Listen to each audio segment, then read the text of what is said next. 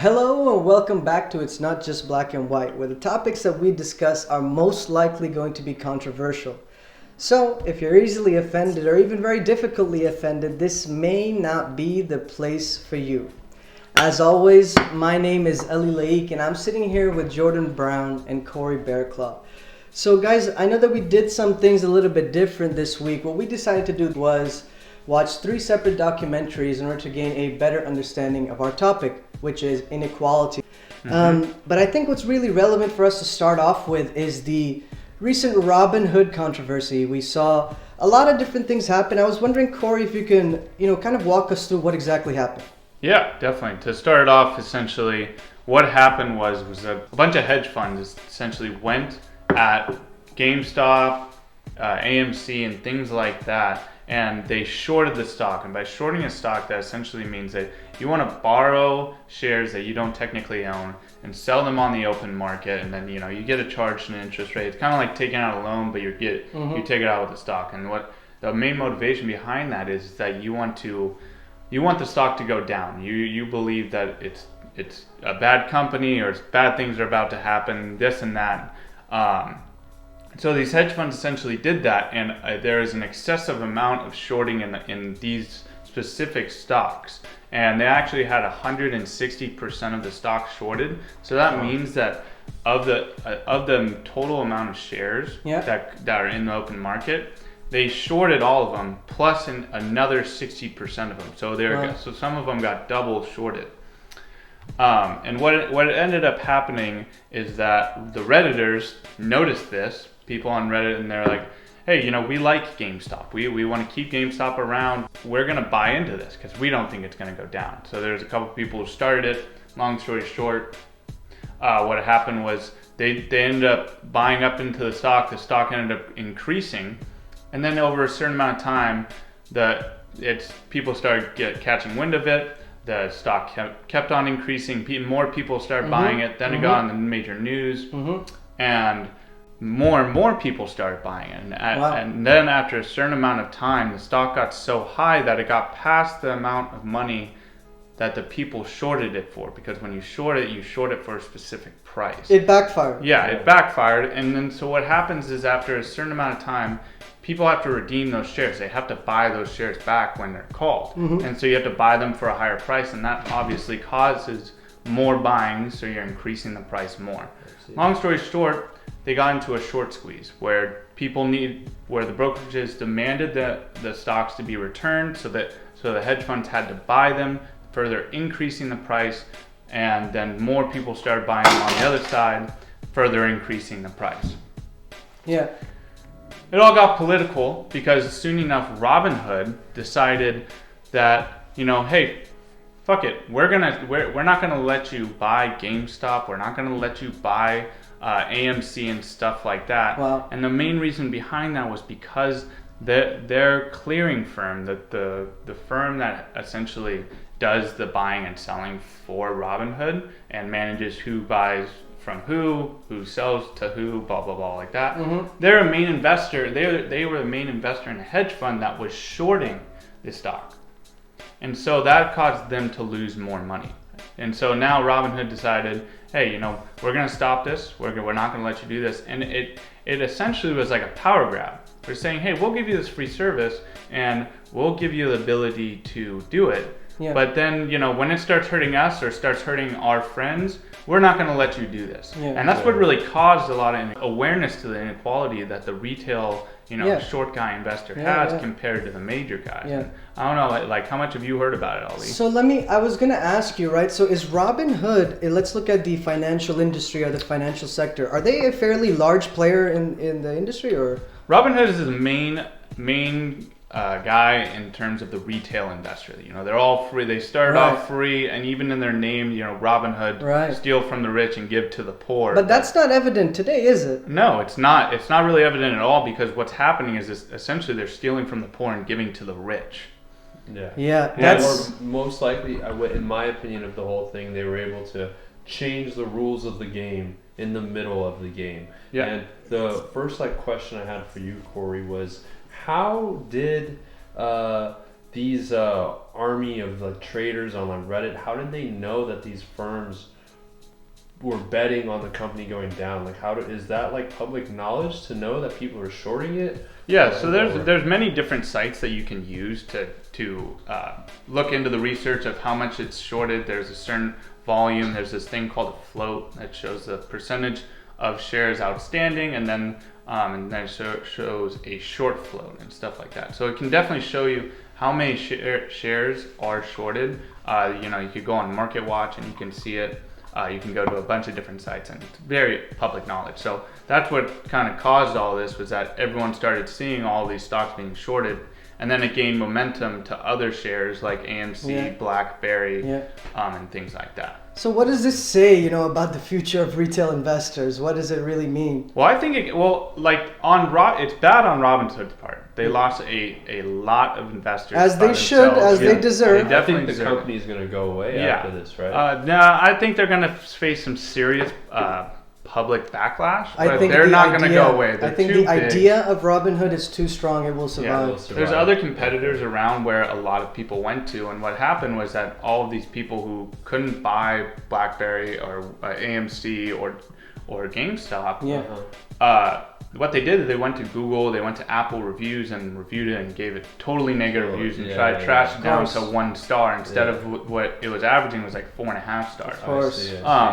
But tying back to the inequality of it, it's like they essentially ruined it for the people who are trying to do something different with their finances. It's like, hey, we want you to take your finances into your own control. But then, when you start controlling your own finances to the detriment of us, we're gonna stop you from controlling your own finances. And they so does this mean that the stock market is rigged in some type of way, because they tanked the stock on purpose, right? By not letting anybody buy, you can only sell from a large part of the market. Like, of course, the stock's gonna go way down. Because what happened was essentially the hedge funds still had the power to buy all of those stocks. But all the people, the majority of the people who are on Robinhood, actually, I think it was over 50% of the people who had a Robinhood account owned a share of GameStop. Wow.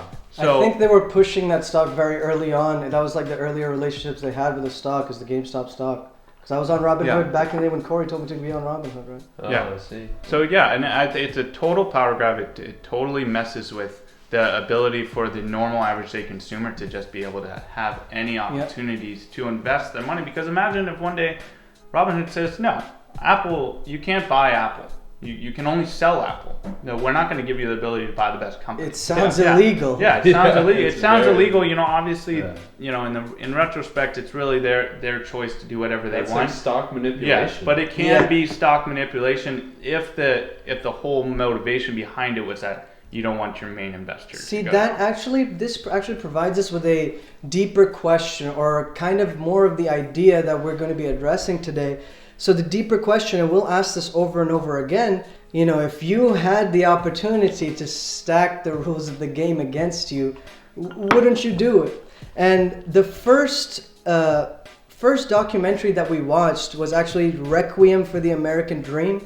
It's known Chomsky, a known criticizer of society and how we shouldn't conform and so on and so forth for decades now.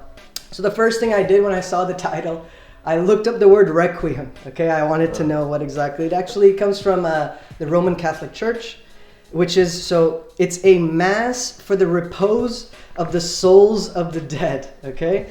Or it's an act or token of remembrance. So basically what Chomsky is saying is that the American dream is dead and we are currently at its wake in remembrance, right? It's a heavy claim and a heavy thing to say.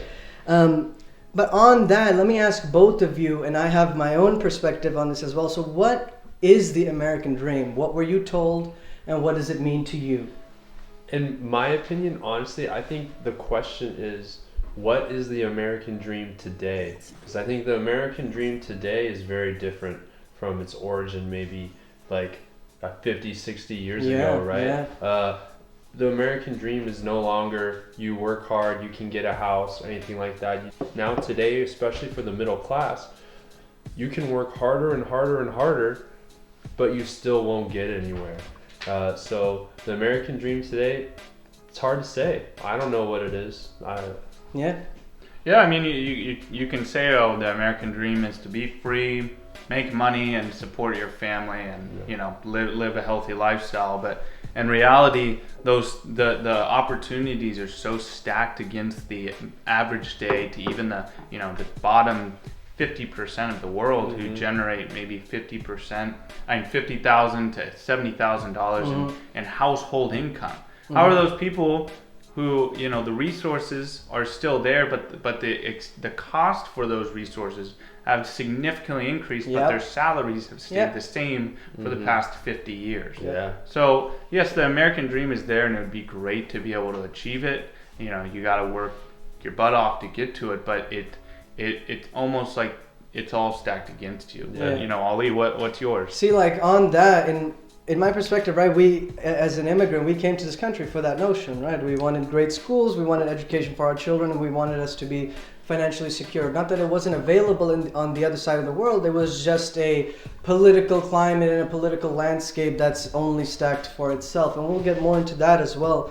But what Corey was saying is you have to work your butt up to achieve. Technically, you just have to have good enough credit to achieve that dream. But at the same time, what's the cost of it? You're like a debt slave at that point to be having a white picket fence, your 2 beautiful kids, and that lovely wife you've always wanted, or however the dream goes for whoever it may be. Yeah. But I think the American dream is today at least a credit trap. But at the end of the day, the American dream is just a dream of an American. What I mean by that is it's for that individual person, because we care about individual expression, those are our values, it comes down to what that individual thinks about the dream. Right? So who is living the American dream? What classes are living the American dream? Can you come from the lower class and still get that American dream? Or do you have to be born in a higher class and then there's room for failure or whatever? And I think this ties back into our first topic on Robin Hood, right? Yeah.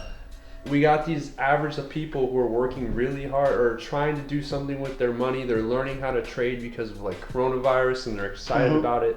They go in there, try and make some money. They're making money, and all of a sudden it's like it's 4th down. They call timeout, and they get 2 more downs. Yeah. It's intervals, and What the hell it's is that? not fair. Yeah. See, that's a great, you asked a phenomenal question, right? So, and I'm going to relate back to Chomsky.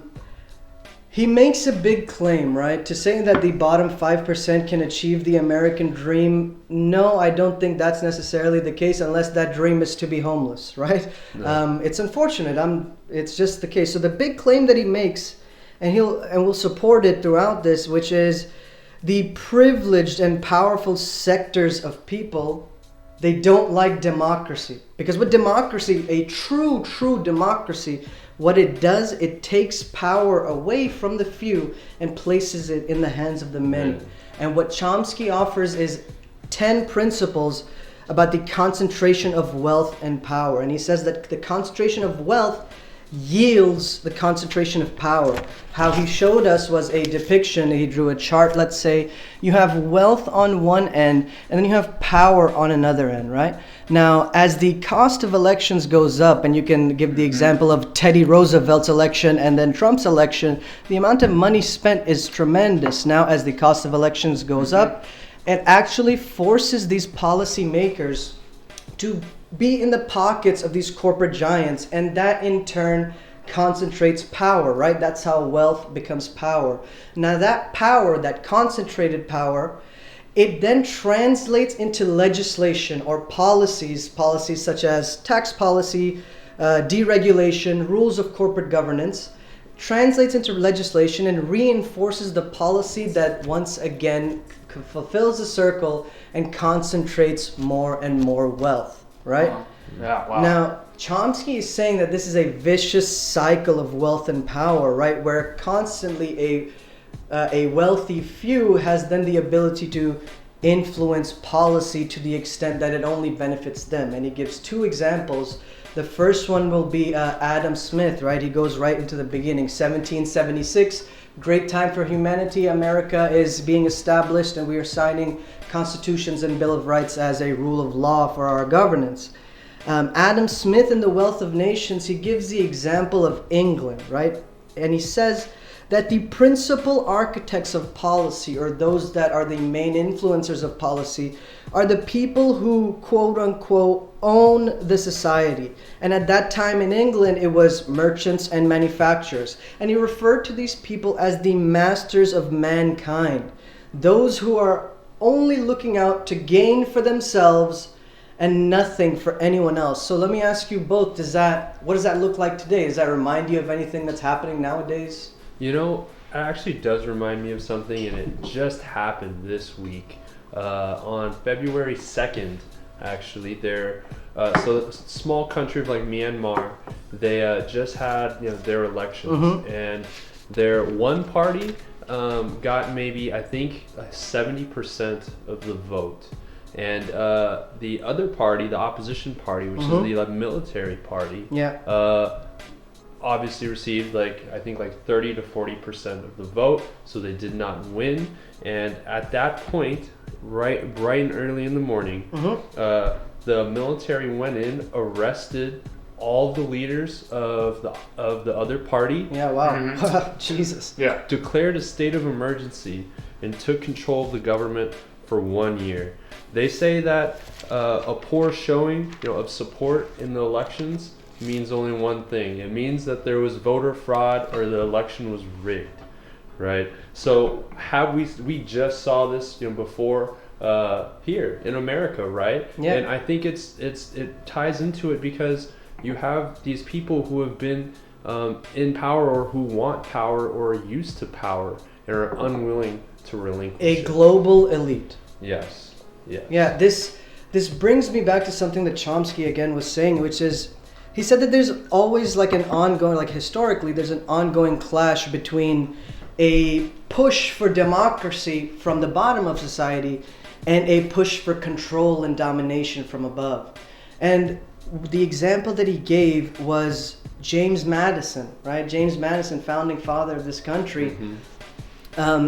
He believed the U.S. system should be and is designed so that power resides with the wealthy. There was a debate back in the day in their Congress Hall or wherever, where he literally verbalized that we need to protect the minority of the opulent against the majority, right? We need to protect what they believe. These guys, they believe that if democracy takes over, meaning people truly have power, they're going to group up, they're going to rush into their mansions, kill them, and take that mansion for themselves. There's a very serious fear in the global elite from this. But this, again, is not necessarily global elite.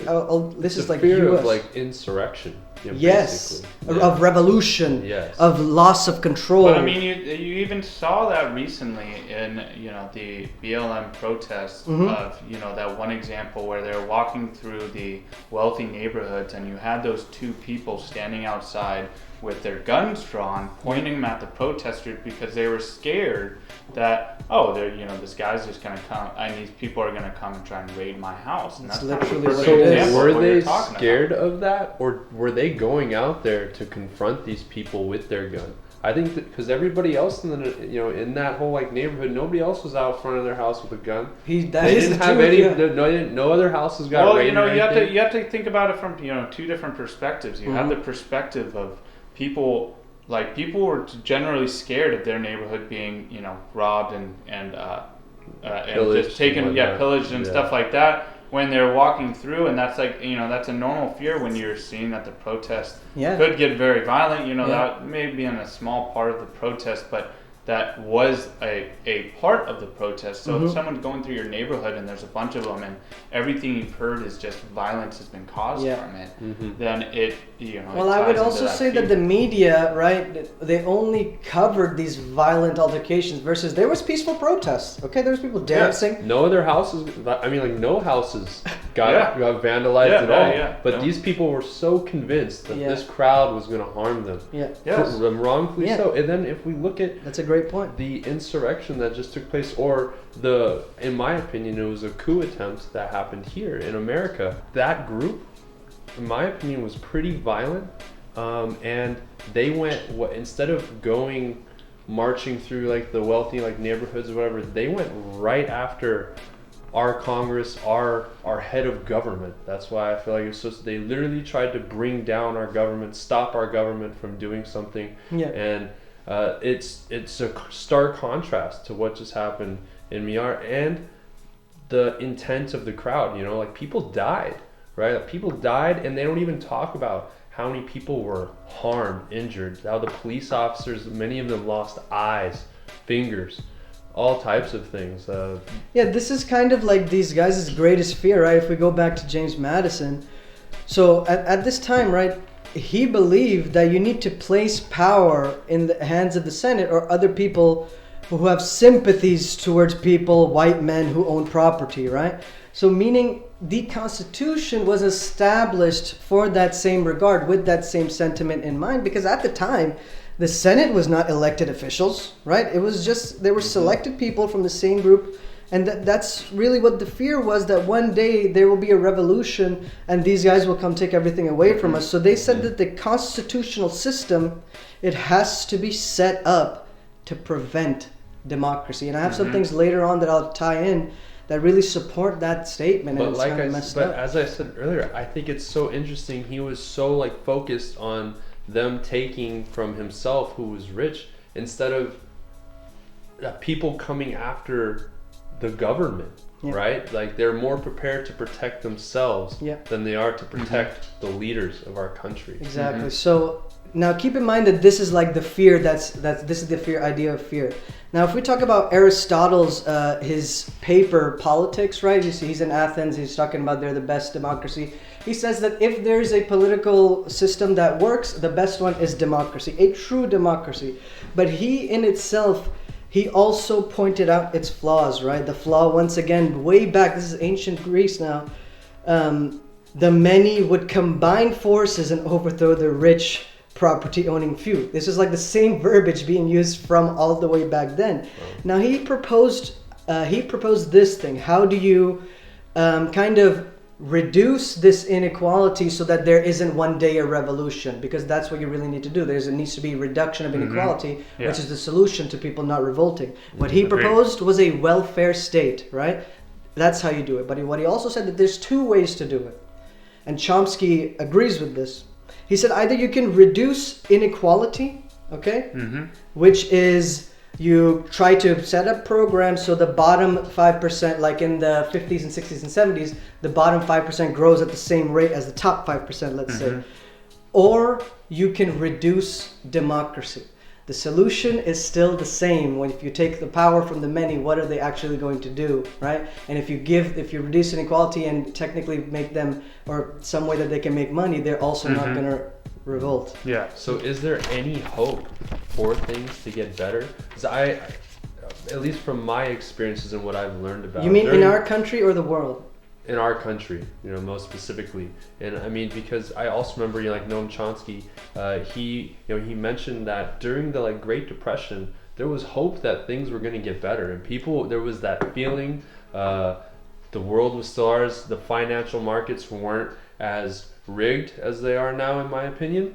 And but now, today, it almost seems like it's too far gone, right? We're so indebted in this, trickle down economics, or as you said, that power cycle. When you say getting better, I think what you're referring to is, will there be more democracy? Will there be more democracy or less inequality? So I think when you ask if it's going to get better in this country, I think those days are over. And what I can give you the example of is, in the 1960s, leading to the 70s, there was a significant democratization period, right? This is where all the legislation happened. This is where marches and so right here I have civil rights, women's rights, environmental policy, and opposition to aggression. And there was a sentiment of civilizing effects, which led to solidarity, which is against what these elites would want, which is us coming together and actually giving a shit about each other. But let me tell you why that it's over, because how they did it is, after that time when all these things are happening and people let me just find the verbiage. There was people, higher ups, these are elite family people who are who are policymakers and so on and so forth. There was this sentiment that the young people of the country, it says this. We're too independent of the government. They were too free. Too free. It said that. So how you change that is by shaping ideology and actually changing the game. At that time or after this period, what happened was a significant financialization of our society, right? Banks were not like Corey's bank today, right? Banks were not that big. Insurance companies, these are like, actually you could go to the bank and take your money back, you know, and it would be okay unless everybody does it. There's a depression. But genuinely what I think this does is creates kind of a system where society has to become then more and more dependent on a government entity and or a financial institution. What I was referencing again was the credit slavery, right? Like in a lot of ways, you know, even everybody says this, is that if you don't have good credit in this country, you're really not anything. But it's like, who's setting the rules for how good your credit is, right? Well, you could have great credit, but if your credit line isn't that much, then what's the credit, right? And I kind of want to go back to, you know, it's what you said, how they want to shape ideology, and I don't think you really answered as to how they shaped that ideology. I would think they would like shape it out of fear or out of dissent, try and divide and conquer, almost like separate the classes even more, right? Exactly. So example, sorry. I was just going to say that the whole point of the government, especially in today's time, is that they don't want everybody to rise together. They want to create a common enemy. They want to split the classes, because if they did end up unifying together, they would find out that, hey, what the government is doing is cruel and wrong and totally against what the people and the average day person's interests really are. And so really what they're doing by creating the common enemy between you and your neighbor, if you're one political party and your neighbor's other political party, you hate that person. Dude, not even neighbor. This is like in families. This happens. And you can't. And by doing that, what they're doing is taking the power away from the people, because they're creating extremist groups and making even more inequality by doing that. So that leads me to my question: what is, since we're creating a common enemy out of your neighbor or whatever, what can people believe in, or more importantly, which party is the party of the people? Is there a party of the people? You know, there's elites on both sides, but which one is out there like looking out for the common man the most? I think it's a hard thing to answer, because you could arguably say, okay, the Democratic Party seems like it's the obvious answer, right? Like they have all these policies in place, but we don't know what's in these 100-page, the bills that they pass or that they propose. If it's helping anybody really, or are they still like benefiting the wealthy? Or then you could think, okay, there's the Republican Party, where it's traditionally the party of the rich or whatever, and they want to help the lower classes less or whatever. And so why would a average middle class American want to benefit that party or vote for that party if their interest isn't? Well, because in the main basic understanding of what a Democrat versus a Republican is, one's more progressive, one's more conservative, and things like that. And when you think about a Republican and a conservative together, they want to hold down the policies that are today. They don't want to continue changing things. They don't want to change taxes. They don't want to change. Make new programs that may benefit the poor, but that doesn't mean that they don't want to help the poor. That just means that they don't want all of their tax dollars to go to the poor. Less taxes, right? And if there's less taxes, there's less money for the government to help the poor. Yes, but that's the thing. Like they think that it should be a choice of whether or not to do that. And I'm not speaking for the Republican class. That could be totally different than what they actually believe. Everyone has their own beliefs and stuff like that. But in my own opinion, I'm not even a Republican, but I'm saying that like it would be better to have the choice of where your tax dollars go, and then when a certain program gets filled, then okay, well you only get to select between the other programs. But I don't want to diverge from the topic that we're talking about. I think in terms of my like political ideology, I think I'm probably more Republican, right? But I am a firm believer that things need to change. Yeah. They wrote when they wrote the Constitution, that was in 1776 or whatever. This is a different world now. 300 years later, or however many years later, this is things are completely different. Things, societies change. Yep. People change. Yep. Things need to get rolling. I would say that the one constant. You guys are right that society has developed. Corey said the word choice, right? And choice is a word that leads to a certain amount of privilege. Privilege leads to a certain amount of education. Education then leads to a certain amount of opportunity. What I'm trying to say here, I think that there's one aspect that is a huge difference when we're looking at, as we've said, the top of society and the bottom of society. And that's the concept of financial literacy, right? To be able to make not conservative, but good decisions about an individual's financial security, right? Mm-hmm. Does that responsibility fall on the government? And why would it be necessary? I'll ask either one of you, but I'd like maybe Corey's opinion on this, is why would financial literacy be an important aspect of society? That's a great question, Aldi. To be completely honest, I think financial literacy is one of the most important parts and aspects of any individual person's life. Like being able to manage your finances, being able to invest, being able to know how your spending is going compared to the amount of income that you have is one of the most important tools that you can have to lead you from one class to the next. When you think about it, in terms of socioeconomic classes, the classes that continue to stay above, like the upper class tends to stay above because their financial literacy is so extremely in-depth. When you think about how they are so knowledged in the ability to invest early in their childhoods, when the elites and the upper classes, what they do is they invest in these different tools that not only make them tax exempt, they make them so that they don't have to spend any taxes at all. When in one of the documentaries that we talked about, it even said that the problem and the tax rates are lower for the wealthier people due to most of their income coming from capital gains. If you hold a stock for over 1 year, your tax on those capital gains are only 15%. So you're actually being taxed less than the people who are making $30,000 a year, even if you make $1 million off those capital gains. Yeah. And financial literacy is so important because the people at the lower part of the spectrum, the lower part of the socioeconomic classes, they don't even know how to invest. And not only that, they don't even have the money to invest in general. Yeah. And in school, you're never taught what a checkbook is. You're never taught about how to manage your loans, how to manage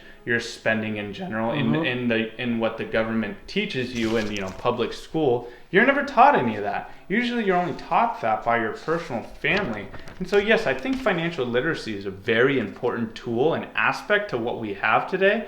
But on the same side, I don't think that the elites want the average day consumer to have financial literacy, because it ties back to the whole Robin Hood thing of, the second that they get in control of their finances and realize the power that they have, it actually ends up detrimenting the elite. So they want to keep you dumb. And really, in reality, elites want to keep people dumb because it makes it easier to control them. Yeah. So in other words, financial literacy is a tool to increase inequality, right? Yes. The lower the amount of people who know and have financial literacy, the more inequality there is, but there's also a huge difference in power. Obviously. And then as you said earlier, how these guys were able to accumulate so much wealth through these early investment opportunities that somehow they got word of super early that might not have even been open or on the public market for just your average guy to invest in. Right? So it's not even a fair shot to get into these small startups, that'll get you to the top. The example that I would give here is from the third piece of content that we watched, which was Inequality, How Wealth Becomes Power. And they focus some wealthy families and wealthy individuals in their daily lives. And one of the individuals, he was an Austrian-German, really, really wealthy billion-dollar family, billions of dollars. And he was showing this office that he has And what he called it was the quote unquote family office. And the goal or the purpose of that office and everybody that's employed by that office is to manage and invest and grow the wealth of that one family. Now, how many families can set up an office and manage their wealth? Well, this is like 18 people working in there for one family's wealth. It's amazing. Yeah. And that's what typically happens, is that in any time that people accumulate large sums of wealth, what they do is just they invest it and then have other people manage their funds. So clearly, at least we can agree that it's important to be financially literate. So I'll ask you once again, Corey, how can the average person, you, me, and I, how can we get involved and educated? How can we learn about financials, our financials, and be literate? Yeah, and that's another great question. And I think that people don't realize how many opportunities are out there to become financially literate.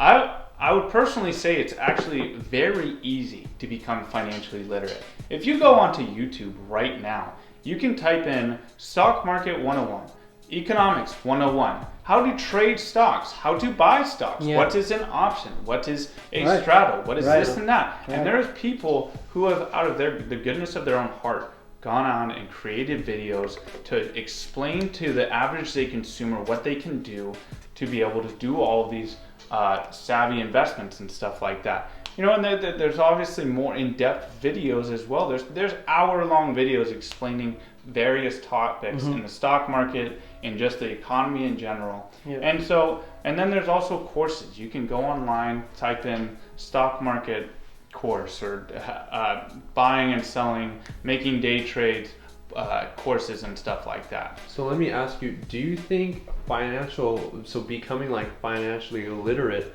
is directly tied into understanding the stock market?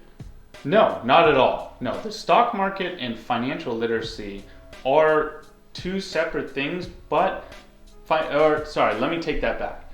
Just like Catholicism is a branch of Christianity, the stock market is a branch of financial literacy.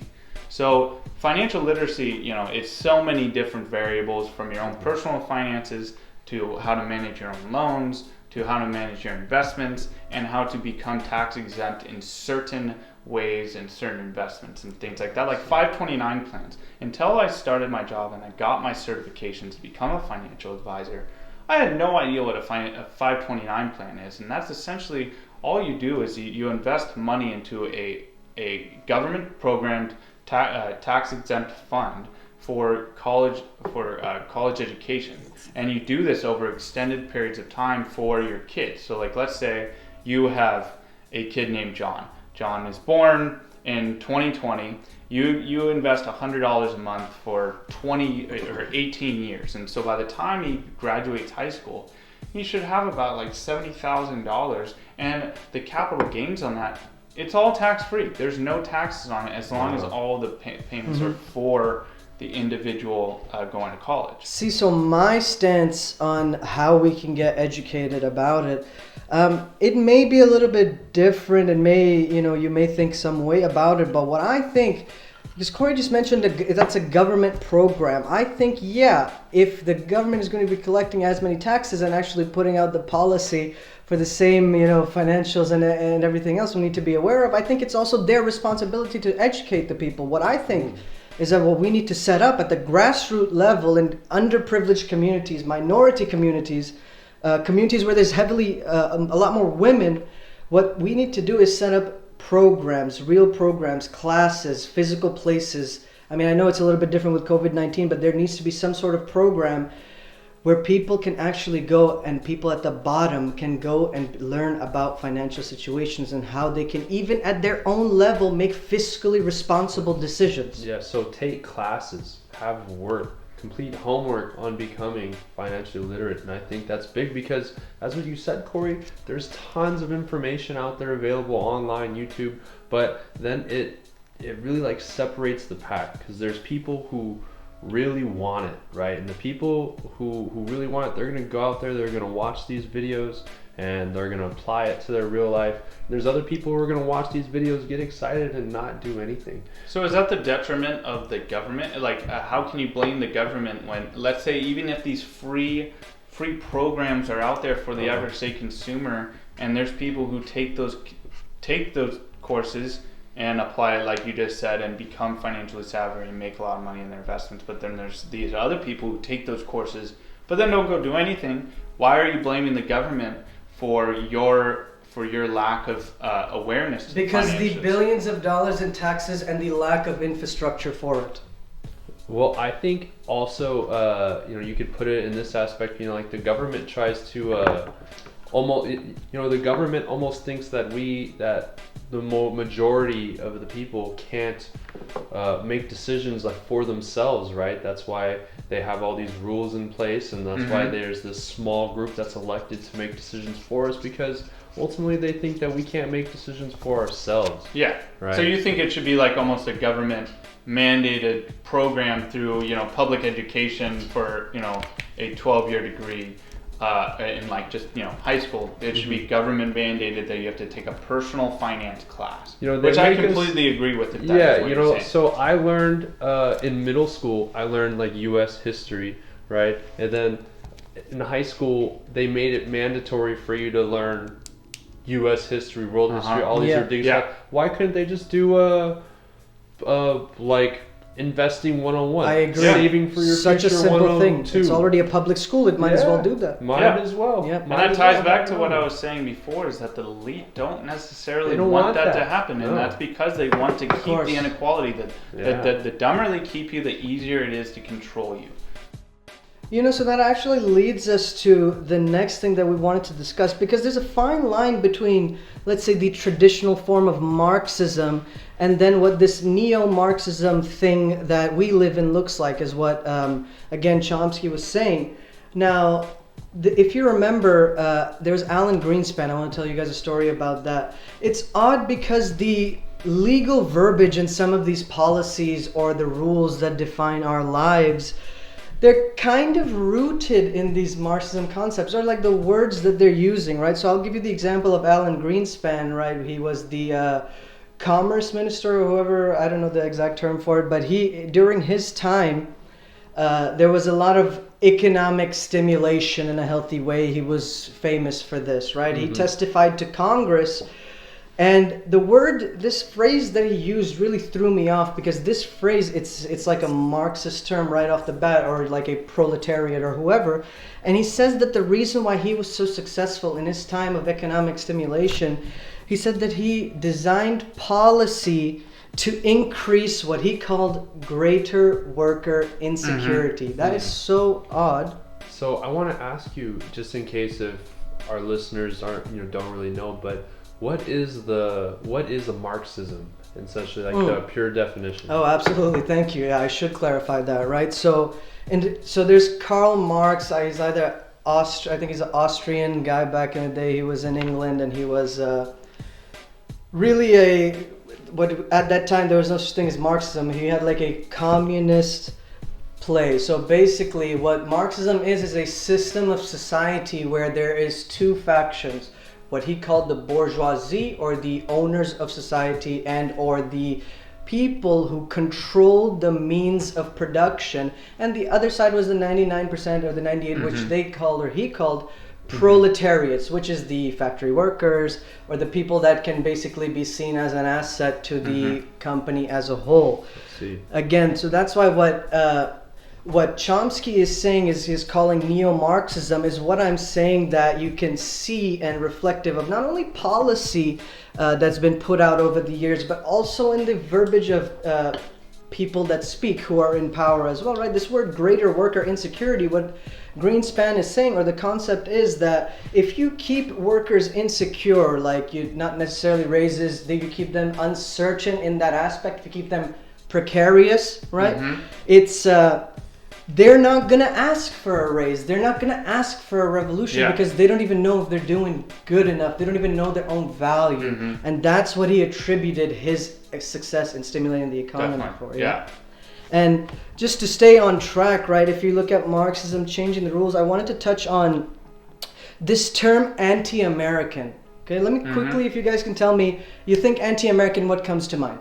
Anti-American, I would say, is people who, man, that's a tough question. Yeah. Because right off the bat, because it can mean so many different things. Anti-American can mean, you know, oh, you're not for freedom, you're not for this, you're not for that. But really, on another side of the spectrum, it can mean, oh, you're not a Republican. You don't value the old traditions of America. You want to change things to a more communist, you know, reality. But that may not, you know, like there's so many different ways and different perspectives. Yeah. Like, so I'm going to tell you something that's going to blow your mind, right? I really appreciate both your guys' perspective on this. And I'm going to keep going back to this, but I'm going to reference something that Chomsky said again. So he said that the term anti-American or anti-any nation, that actually is totalitarian phrasing. And what he says, in a free society, that term does not exist. And I'll tell you he gives two examples of two different countries, right? The first is Italy. He says that if someone is criticizing Berlusconi or the corruption of an Italian state, they are not anti-Italian all of a sudden, right? If somebody called them that, they would laugh. And the reason why that is that at one point they were not a free society. And at one point, if you were to speak against their dictator, you couldn't, right? Obviously, it's a fascist society. Yeah, I mean, we see that today, right? In like Russia and in China, right? So we have like in China, if you speak out, you know, against the Communist Party, all of a sudden you are, I guess, you know, I don't think they have the phrase anti-China, but you are not, you're against our people. Yeah. Yes, right? And exactly. same in Russia, they have the opposition guy, he speaks out against the Kremlin, the guy who's in power. In the old Soviet Union, anybody who spoke against the state, they were called anti-Soviet. Yeah, they're doing it now. Yeah. So basically, this is where that line gets blurred, right? If you start talking like this, if we're supposed to be in a free society, all of a sudden this cancel culture kicks back in and you're labeled as somebody who's against conformity or against the people. If you criticize concentrated power, then you're against society or you're against the people. And that's this elite culture of something that I cannot accept in my life. But what this forms into is a form of government known as or a form of society known as plutonomy, as he calls it, okay? Which is where a small percentage of the world's population is gathering concentrated, increasing amounts of wealth, right? With the main goal of profit in the next quarter, even if it's based on financial manipulation, high salaries, high bonuses, even if you have to produce overseas, bottom dollar, that's what it comes down to, right? The rest of the people, right?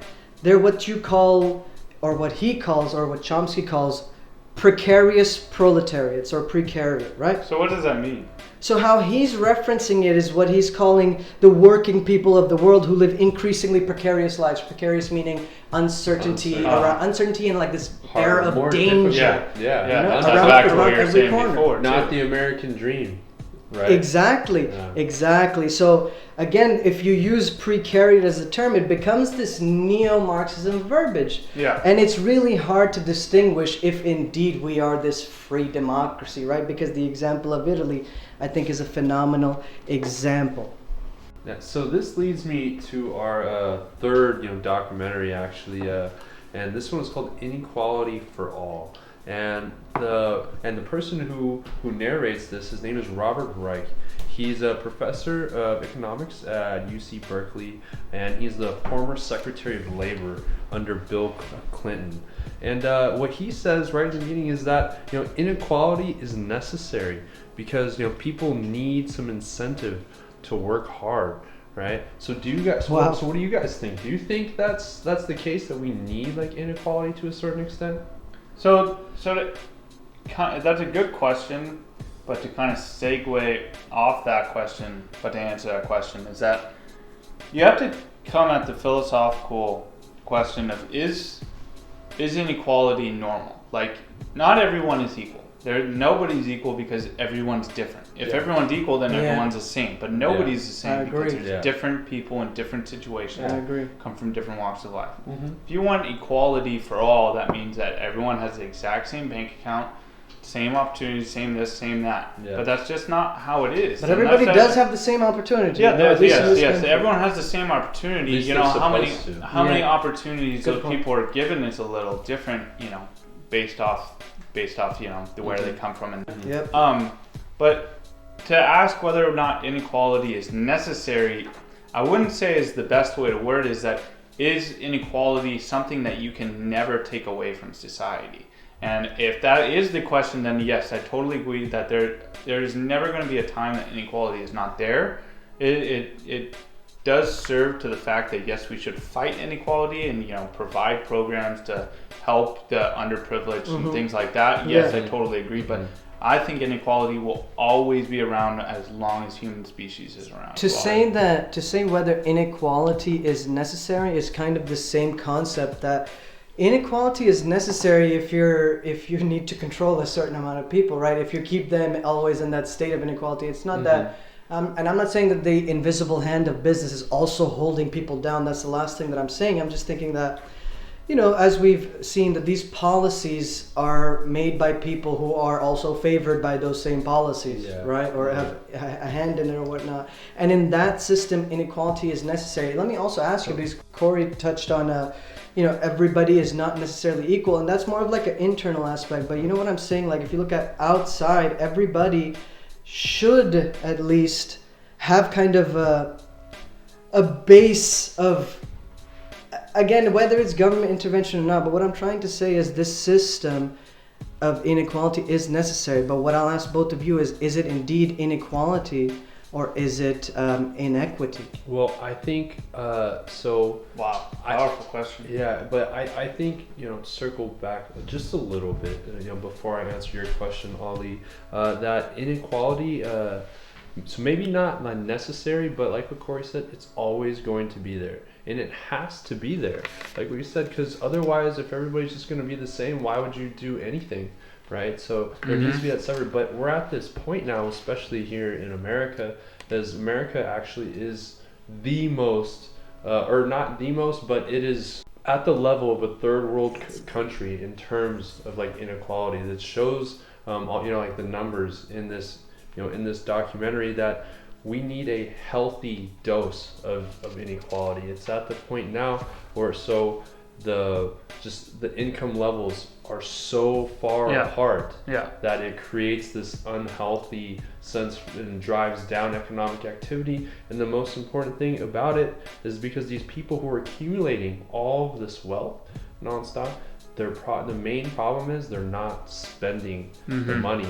They keep the money, but they just keep getting more and more and more. And the economic activity is supposed to be driven by the middle class. Yes. If the middle class isn't making money, or is making only a finite amount of money, and then all these other guys, all these rich people, they can only buy so many pillows. They can only buy so many things, but they have bigger like distribution of the wealth. So it creates a huge economic problem.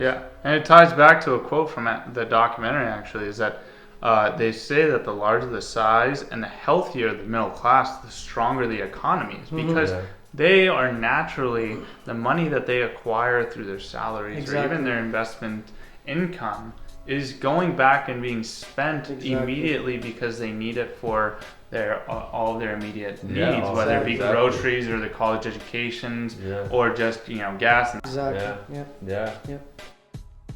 You know, what you guys are saying is actually reminding me of another thing that I was listening to same time.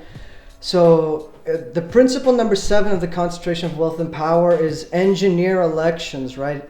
He references the 14th Amendment, which was technically put out to protect freed slaves, right? Due process by the law.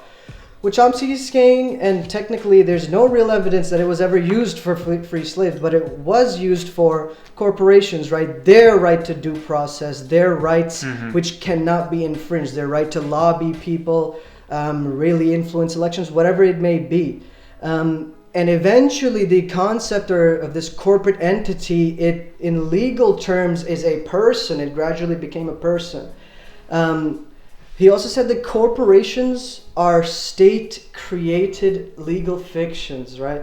He's basically saying they weren't a thing, and historically speaking, they were forged from thin air. And then he referenced, so 1970 we have, or 76 actually, we have Buckley v. Vallejo, which is really just translates to or gives the power. So that's when money became a form of speech, a form of free speech, meaning where you put your money to, it has an influence, right, of a decision or whatnot. So now if you, for instance, if you put $1 million in a guy's, for instance, a political party's super PAC or something, right? That's like your vote, and in your circles, that's like, dude, I give $1 million guys, so this is like influence, whatever. Yeah. Then there's in 2009, 2010, the Citizens United federal election, right? So the right of free speech as a corporation, it cannot be curtailed. So you can't say that it's not a person ever, right? And corporations then can buy elections with virtually no constraint. That's what happens. Super PACs is really an odd concept, super PACs. Yeah. And I just want to jump to principle number 10 to like close this off and close at least this the segment that we're doing before we get into our personal experiences. Is principle 10, which is marginalize the population. I think this is a really good sum up point, and I want to hear your guys' first reaction from when I repeat this to you, right? There was a study conducted, there's some kind of government guy, Martin Gilling, and it was a study of the relation between public attitudes, like the municipalities' attitudes, and public policy. What this study found, guys, is that 70% of the population, and arguably this could be a much higher number today, has no way of influencing policy. And the next thing that he said really fucked me up. They may as well be in another country. Wow. Your thoughts? I mean, I think a lot of people feel that way, especially here in America, right? I mean, that's why I think that like tensions are so high and things are so like polarized, is because people feel like they haven't been heard for a long time, and that their choices of what's going on or what happens in this country, they're losing more and more of that. And the more polarized it gets, the more separate it gets, the only the side that wins gets the choices in terms of policies and things like that. But the side that loses feels like their voice isn't even heard, even if they're 48%. You get 52% that wins, but now you're going to say 150 million people don't really get a choice in anything. That's a large amount of people. But when you go behind one person, when there's a majority of people who back one person,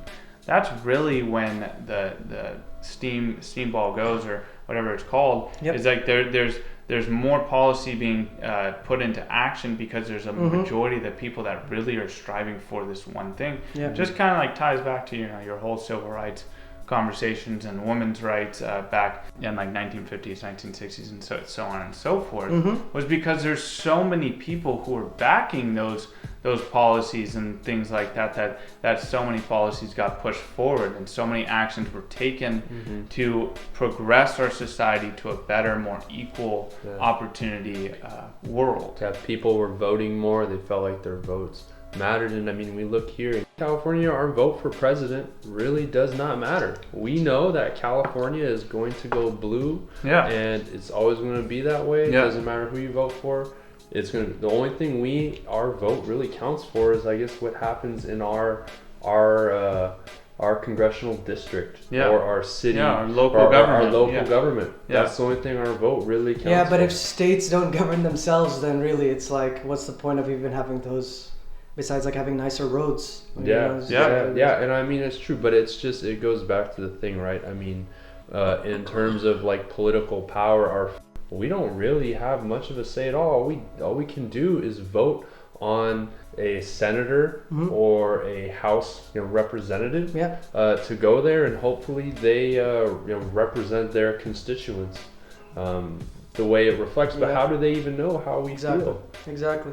Yeah, some great points you guys are bringing up too. I think that what we've not spoken about today, because I think this is a good point to start closing up the night. What we've not really spoken about is either our perspectives, our access.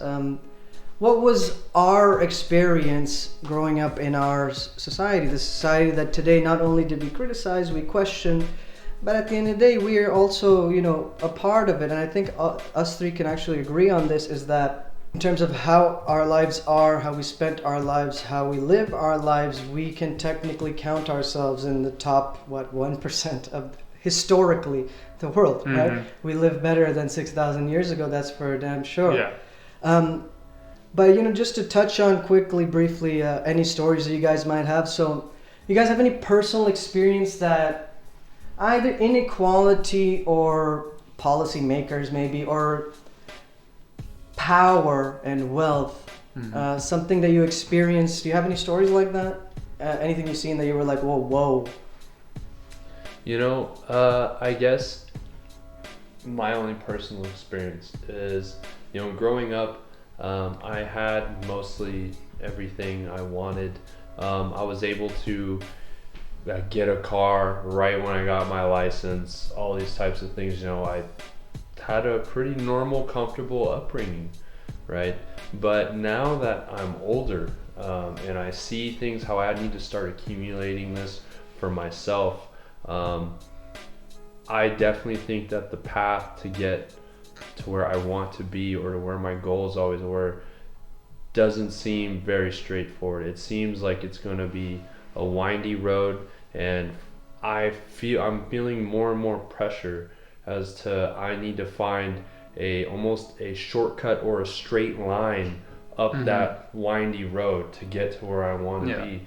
And to be honest, that picture seems a little bit harder to see every day. But you see, how I see that is, and I'm not criticizing you here at all, how I see the windy road, there's already been whether the road before was windy or not it's kind of not the point, but you're at this point, and whether it's windy at this point until your next phase, right, it's like a wind, but you understand, like, they're on the completely opposite third world scale of that is people would never even get to that point to be having the opportunity to have the windy road that we have. I agree 100%. I'm telling you, I just graduated and I am in a way better position. It's almost like selfish of me to think the way I do, right? But fair enough. Naturally, it's just like what you said. If you could change the rules of the game, would you? And I would for myself. And that's just part of that, like, human. It only you see that human innate, like, emotion, which is if you have some sort of beneficial thing, it's only, like, natural that you want your friends, family, your best buds, the people that you chose to grow up with and live your life with. It's only natural that you would hook them up, right? And all that you could say that ties back to Darwinism and survival of the fittest. That it's competitive. You want the best for you, your offspring, and the people that are closest to you in your social circle. So by doing that, you will if you're given the opportunity to rig the game in your favor, you're gonna take that opportunity. And obviously, from a moral perspective, people will choose not to maybe rig the game in their favor if that means that they're destroying the lives of a majority of the people, people. I would say that there's a larger majority of the people are like that, and there's a slimmer few who I would even categorize as the elite, who would say, no, I don't care if they get hurt. Like, I am rigging this game for me because I am trying to win for my family. Yes. And, to tie back to your I couldn't agree with that more also. Even though they arguably already won. Yeah, exactly. And it's mainly because they want to keep their money and have their kids be able to have the same opportunity / chance to hold on to that money. I would argue that this generation or the previous one always wants better than what they had. Yes, because I want the same for my kid, and that's what I was told. And to catch back to the thing that you said, Jordan, about how you are almost looking for a shortcut / straight line to your future and to success, and your past kind of is not is more of a zigzag to where you are today. I would say it's almost like the opposite, is that your past is a straight line, but your future will always be a zigzag, because there will be so many things that you will have to adapt to and adjust to, because there's so many random situations that occur on a day-to-day basis and decisions that you make on the day-to-day basis that will continue to make a zigzag. But when you look back in your past, everything looks so linear, even though it's really just you adjusting to the situation at the very exact moment that you're in. And so I would argue to say that there really is no straight line. You're always going to be thrown curveballs. You're never going to be in the same place that you thought you were going to be in 10 years. There's a very select few people who are like, this is what I want to do in 10 years. This is where I'm going to be in this. And that's exactly what happens. Absolutely. You guys both made some great points. I think today was a phenomenal discussion as well. We tackled inequality. I think at least we have a firm understanding of why it's happening, maybe some things that we can do to improve it, right?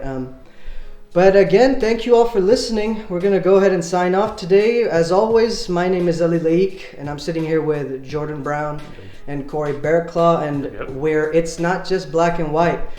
Please tune in next week, where we'll be talking about addiction. Thank you again. See you next week.